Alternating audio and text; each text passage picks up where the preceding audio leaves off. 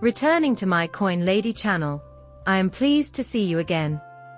With so many major legislative shifts taking place, there has been a great deal of chatter in this area, particularly around Tether and its future.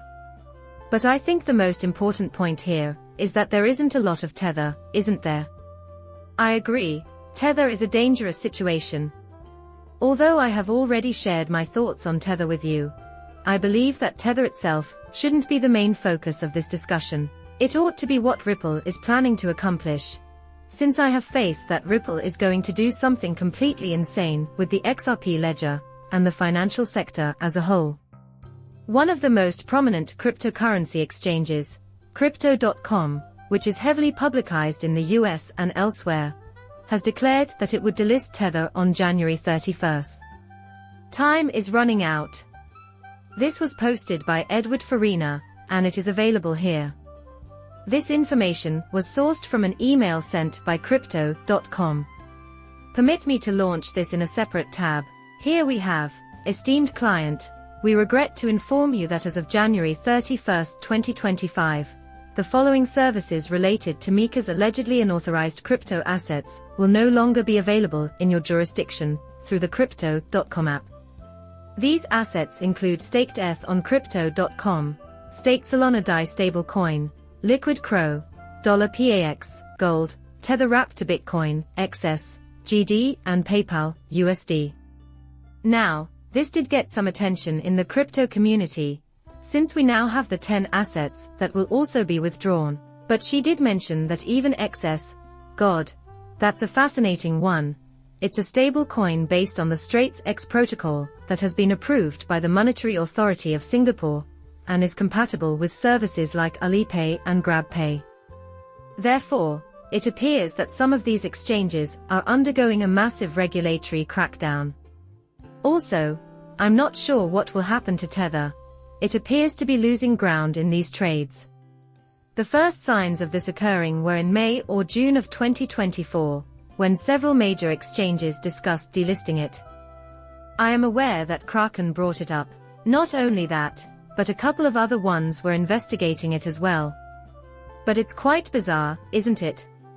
I feel like this regulatory sweep is paving the way for RLUSD, which is strange, because I may be completely mistaken.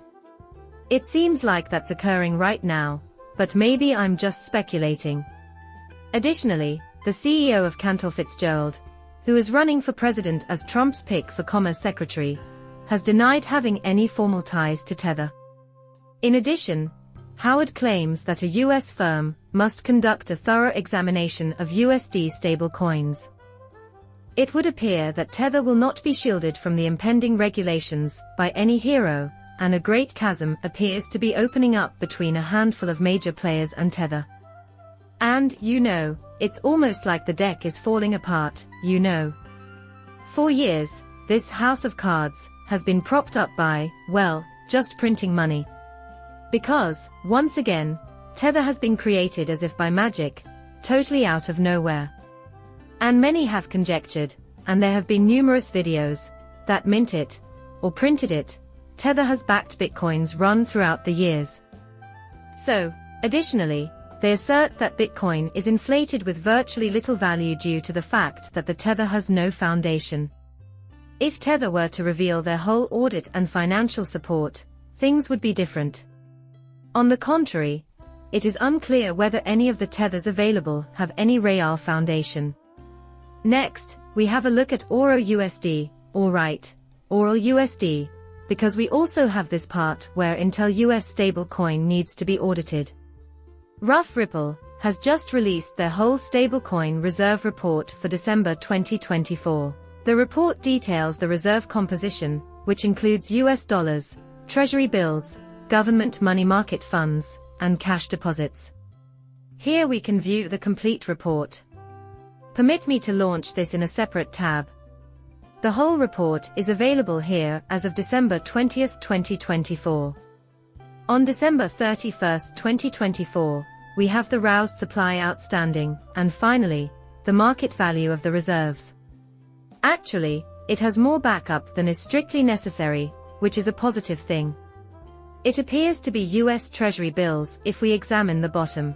The total amount of Treasury banknotes, which is around 27.5 million, can then be shown. After that, it was around 30 million by the end of December. The government's money market funds amount to approximately 23 million as well. Once again, that was somewhat altered. Keep it simple. On top of that, there are the cash deposits in US regulated banks, which again amount to around 23 million. On top of that, there's the interest itself, which amounts to pretty much zero.